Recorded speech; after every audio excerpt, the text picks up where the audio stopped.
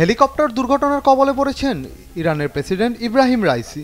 শুধু রাইসি নন, আকাশযানটিতে ইরানের পররাষ্ট্রমন্ত্রী সহ দেশটির ঊর্ধ্বতন কর্মকর্তারাও ছিলেন। অবতরণের সময় হেলিকপ্টারটি দুর্ঘটনার কবলে পড়ে বলে জানিয়েছে ইরানের গণমাধ্যমগুলো। ইরানের রাষ্ট্রীয় গণমাধ্যম ইরনা জানিয়েছে, পূর্ব আজারবাইজানের দিজমার বনে অবতরণের সময় এই দুর্ঘটনাটি ঘটে। প্রাথমিকভাবে হতাহতের খবর না পাওয়া গেলেও দুর্ঘটনার পর থেকেই নিখোঁজ রয়েছে আকাশযানটিতে থাকারা। তাদের উদ্ধারে চালানো হচ্ছে অভিযান। স্থানীয় বাসিন্দারা ইরনাকে জানান, তারা একটি বিকট শব্দ শুনতে পেয়েছেন, তবে সেটি কিসের তা স্পষ্টভাবে জানাতে পারেননি তারা।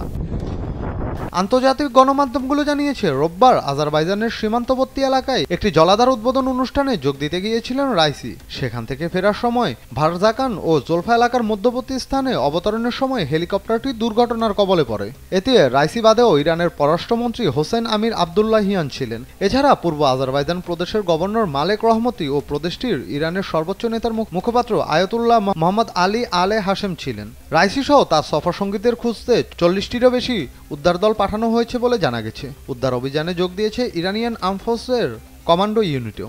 ইরনার খবরে বলা হয়, যেখানে দুর্ঘটনাটি ঘটেছে সেটি পার্বত্য অঞ্চল ও বন জঙ্গলে ঘেরা। এছাড়া ঘন কুয়াশায় উদ্ধার অভিযান ব্যাহত হচ্ছে। ইরানের জরুরি সেবা সংস্থার মুখপাত্র বাবাক ইয়েকতাফারাস্ত জানান, ঘটনাস্থলের উদ্দেশ্যে একটি উদ্ধারকারী হেলিকপ্টার পাঠানো হয়েছে, তবে ঘন কুয়াশার কারণে সেটি সেখানে পৌঁছাতে পারেনি। এছাড়া ওই অঞ্চলে 8টি অ্যাম্বুলেন্স পাঠানো হয়েছে।